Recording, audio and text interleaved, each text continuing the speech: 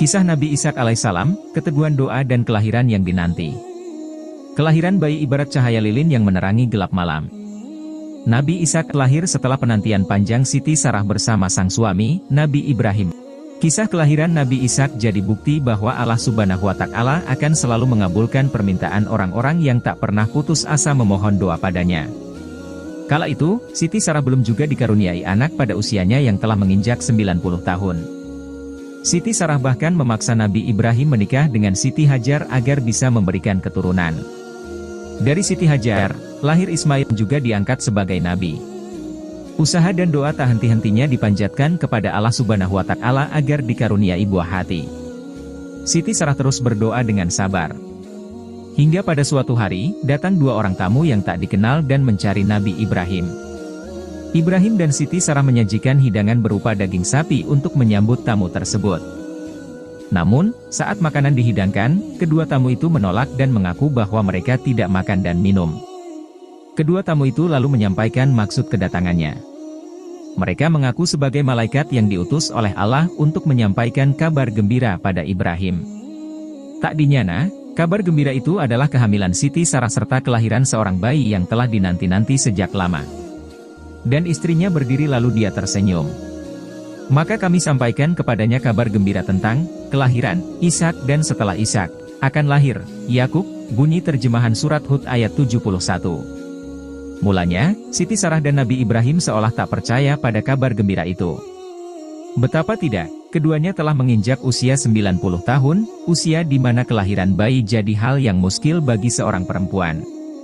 Sungguh ajaib, mungkinkah aku akan melahirkan anak padahal aku sudah tua, dan suamiku ini sudah sangat tua?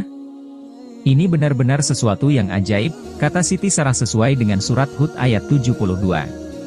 Siti Sarah dan Nabi Ibrahim lantas mengucap syukur atas kekuasaan Allah Subhanahu wa Ta'ala. Saat anak itu lahir, Ibrahim menamainya Ishak. Ishak tumbuh sebagai anak yang tampan, cerdas, saleh, dan berperilaku baik. Ibrahim mengajarkan Ishak agama Allah dan cara beribadah kepadanya. Sebelum Nabi Ibrahim meninggal dunia, ia menjodohkan Ishak dengan Rafikah, anak dari saudara kandung Nabi Ibrahim, Nahor. Setelah menikah, Ishak dan Rafikah sama-sama berdakwah di jalan Allah. Nabi Ishak juga mendapatkan banyak tantangan selama menyiarkan agama Allah. Ishak dan Rafikah baru dikarunia anak setelah menikah lebih dari 20 tahun.